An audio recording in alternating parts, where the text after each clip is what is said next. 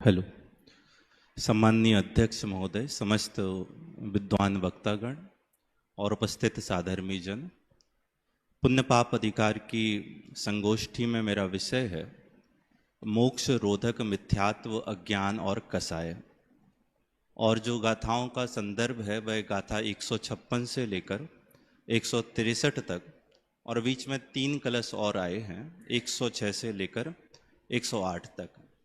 मैं विषय प्रारंभ करूं उसके पहले एक विचार आपके सामने प्रस्तुत कर रहा हूं।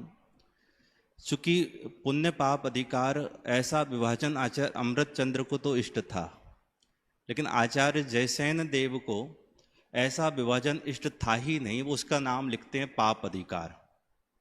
और केवल उनको इष्ट नहीं था ऐसा नहीं, ये बात स्वयं कुंदकुंद देव के और आचार्य अमृतचंद्र देव के हृदय में थी, और उसका प्रमाण है ये अंतिम गाथाएं। जब अंतिम गाथाओं में आचार्य भगवान चर्चा करते हैं तो वहाँ वो शुभ अशुभ ऐसे नाम का ही प्रयोग नहीं कर रहे, वहाँ पुण्य पाप ऐसे नाम का ही प्रयोग नहीं कर रहे। वो प्रयोग कर रहे हैं कर्म शब्द का। किसका प्रयोग कर रहे हैं? क्योंकि अधिकार चल रहा है पुण्य और पाप का, और मोक्ष के रोधक में लिखा मिथ्यात्व को, मोक्ष के रोधक में लिखा अज्ञान को, और मोक्ष के रोधक में लिखा कसाय को। चूंकि पुण्य और पाप को लिखना चाहिए था ना, वो टीकाओं में जब मिथ्यात्व के लिए नाम दे रहे हैं, अज्ञान के लिए नाम दे रहे हैं और कसाय के लिए नाम दे रहे हैं, तो तीनों को कह रहे हैं कि तीनों ही कर्म है। कर्म है, इसका मतलब ये है कि ये कहीं ना कहीं शुभाशुभ भाव को कनेक्ट कर रहे हैं। कर्म का मतलब जड़ कर्म नहीं है, कर्म का मतलब है यहाँ कर्म का उदय। मिथ्यात्व कर्म के उदय में हुआ मिथ्यात्व, जो कर्म के उदय में हुआ वह अज्ञान भाव। जो चारित्र मोही कर्म के मिथ्यात्व के साथ का जो भाव ज्ञान है वो अज्ञान, और चारित्र मोही के उदय में हुआ जो भाव है वह कसाय। तो वह जो कनेक्ट कर रहा है वो भाव कर्म को और वो शुभाशुभ भाव को ही वहां पर आचार्य भगवान कनेक्ट कर रहे हैं। जहां से ग्रंथ का आरंभ हुआ था 145 नंबर की गाथा, और 145 नंबर की गाथा की टीका में जब अज्ञानी ने पक्ष दिया था कि पुण्य और पाप में अंतर है, क्योंकि पुण्य का आश्रय जुदा है और पाप का आश्रय जुदा है। पुण्य मोक्ष मार्ग के आश्रित रहता है और पाप बंध मार्ग के आश्रित रहता है। पुण्य और पाप के आश्रय में अंतर होने से पुण्य और पाप एक नहीं हो सकते, अज्ञानी का मत था। आचार्य भगवान उसके लिए तर्क देते हैं कि पुण्य और पाप, शुभ और अशुभ दोनों ही कर्म एकमात्र बंध मार्ग के आश्रित हैं, और इनके आश्रय में अंतर नहीं होने से पुण्य और पाप में कोई अंतर नहीं है। और वहां ही लिखते हैं कि मोक्ष केवल और केवल जीवमय है। मोक्ष केवल और केवल जीवमय है। उसका मतलब ये है कि मोक्ष मार्ग का आश्रय सिर्फ और सिर्फ कौन बनता है? कि जीव बनता है। जीव की श्रद्धा, जीव की प्रतीति, जीव का विश्वास, वो ही सम्यक दर्शन है, वो ही सम्यक ज्ञान है, और उसी की लीनता वह सम्यक चारित्र है। इसके विपरीत जो कुछ है वो सब मिथ्या दर्शन, मिथ्या ज्ञान और मिथ्या चारित्र, यह मोक्ष मार्ग का निरोधक है।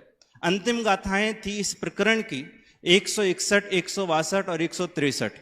वह मिथ्यात्व की परिभाषा, अज्ञान की परिभाषा और कसाय की परिभाषा आचार्य भगवंत लिखते हैं कि जो सम्यक्त्व का प्रतिरोधक है, जो सम्यक्त्व का प्रतिबंधक है, वह मिथ्यात्व है।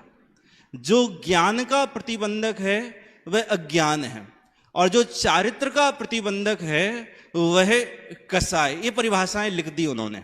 और जब टीका में उसकी व्याख्या आचार्य भगवंत लिखते हैं तो वह मिथ्यात्व को भी कर्म कह रहे हैं, अज्ञान को भी कर्म कह रहे हैं, और यहां तक कि कसाय को भी कर्म कह रहे हैं। और जब गुरुदेव उसकी व्याख्या करते हैं तो वो लिखते हैं यहाँ कर्म का अर्थ जड़ कर्म नहीं है, यहाँ कर्म का अर्थ है शुभाशुभ भाव।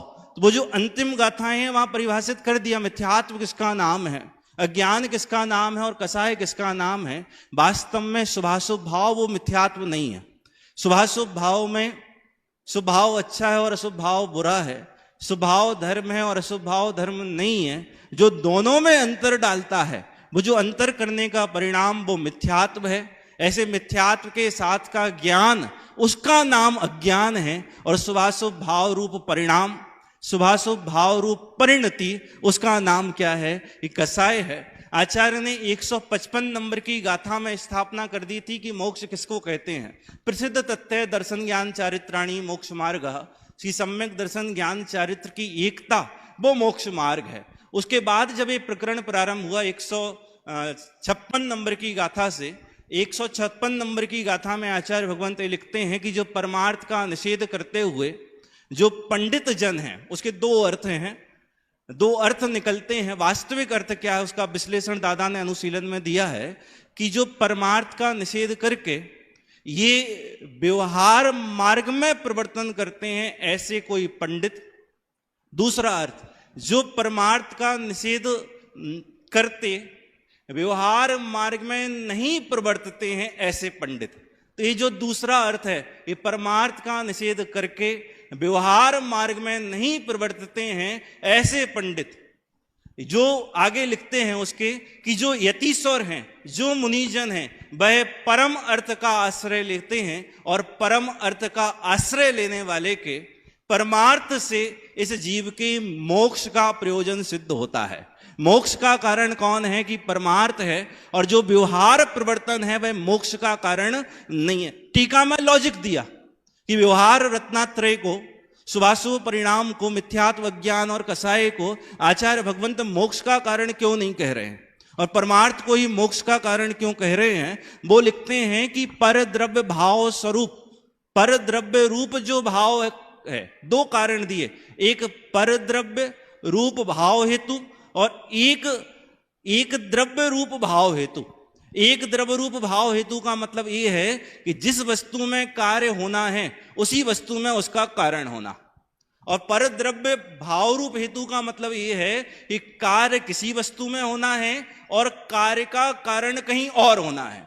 आचार्य भगवंत लिखते हैं कि जो एक द्रव्य भाव रूप हेतु है वही कार्य का वास्तविक कारण है। मोक्ष आत्मा के होना है, मोक्ष आत्मा का होना है, मोक्ष रूपी कार्य वह आत्मा के होना है, तो उसका कारण भी वो आत्मा में ही होगा, और उसका कारण जो दर्शन ज्ञान चारित्र है वह आत्मा से ही प्रकट होता है। व्यवहार रत्नात्रय यह पुद्गल द्रव्य का भाव है, और पुद्गल द्रव्य के भाव से आत्मा का कार्य सदता हो ऐसा नहीं है। इस तरह अंतिम निष्कर्ष उस गाथा का यही दिया आचार्य भगवंत ने कि वास्तव में मोक्ष का कारण वह दर्शन ज्ञान चारित्र वह आत्माश्रित है, वह आत्मा के अवलंबन से ही होता है, किसी अन्य द्रव्य के अवलंबन से नहीं होता। उसके बाद 3 कलश लिखे, उन 3 कलश और इस 156 नंबर की गाथा में मुख्य रूप से 3 निष्कर्ष आए हैं। पहला निष्कर्ष तो यह है कि जो कर्म है वह मोक्ष का घातक है, जो कर्म है वह बंध का कारक है, और जो कर्म है वह मोक्ष का विरोधी स्वभाव है। ये 3 निष्कर्ष वहां पर दिए।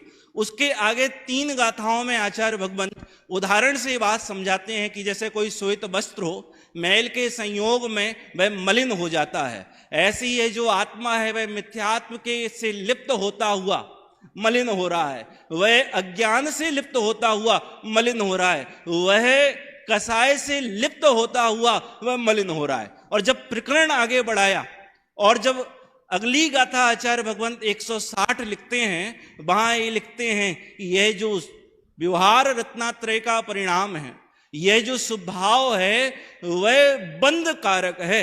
यह आत्मा को, टीका में मुख्य रूप से शब्द डाला कि वह बंध कारक है, बंध स्वरूप है, और उसके कारण जो आत्मा का स्वभाव है, जो आत्मा का त्रिकालज्ञपना है, वह त्रिकालज्ञपना व्यक्त नहीं होता, वह सब कुछ नहीं जानता। सब कुछ नहीं जानने की और व्याख्या गुरुदेव ये करते हैं कि वास्तव में अपने आप को भी नहीं जान रहा। उसका कारण कौन है? कि वह बंध है, वह एकमात्र बंध वह कर्म है, वह शुभाशुभ परिणाम है।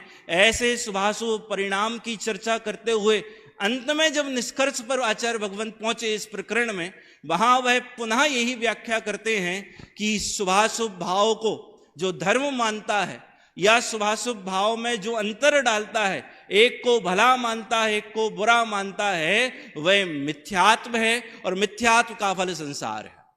जो ऐसे मिथ्यात्व के साथ का ज्ञान है वह अज्ञान है।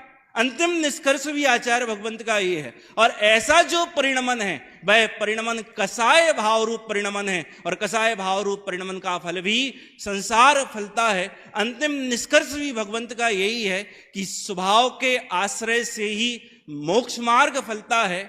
जो पुद्गल द्रव्य का भाव है, पर द्रव्य भाव स्वरूप है, उस पर द्रव्य भाव के आश्रय से कभी मोक्ष मार्ग नहीं फलता।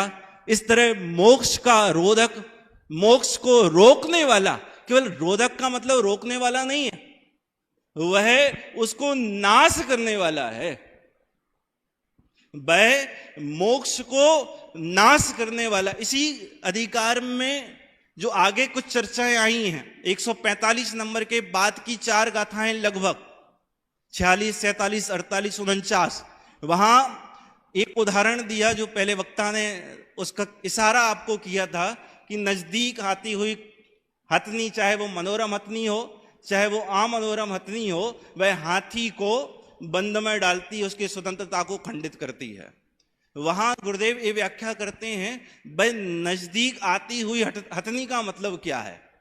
नजदीक आती हुई हथनी का मतलब ये है कि उदय में आता हुआ कर्म, सत्ता में पड़ा हुआ कर्म नहीं, उदय में आता हुआ कर्म, मतलब कर्म के उदय में जो शुभाशुभ परिणाम है, और उस शुभाशुभ परिणाम में इसकी जो मिथ्या बुद्धि है, और वह जो मिथ्या बुद्धि है वह मुख्य रूप से बंध का कारण है। और फिर योग्यता अनुसार, भूमिका अनुसार, जो कसायानुसार जो बंध होता है वो तो है ही, लेकिन समय सार में उसको बंध की कैटेगरी में डाला नहीं है। उस बंध में दम ही आचार्य भगवंत कहते हैं कि है ही नहीं, उस बंध को क्या गिने। मुख्य रूप से आचार्य भगवंत का प्रयोजन शुभ भाव के निषेध का नहीं है, क्योंकि भूमिका अनुसार शुभ भाव होगा, लेकिन शुभ भाव में अज्ञानी के जो धर्म बुद्धि पड़ी है, शुभ भाव में जो लाभ बुद्धि पड़ी है, शुभ भाव में जो उपादेय बुद्धि पड़ी है, आचार्य भगवंत पहले में पहले प्रहार उसको करते हैं। यह शुभ भी अशुभ है, यह पुण्य भी पाप है, दोनों को एक माने और सच्चे वस्तु स्वरूप को समझते हुए हम मोक्ष मार्ग में अग्रसर हों, इस भावना से अभी विराम लेता हूं।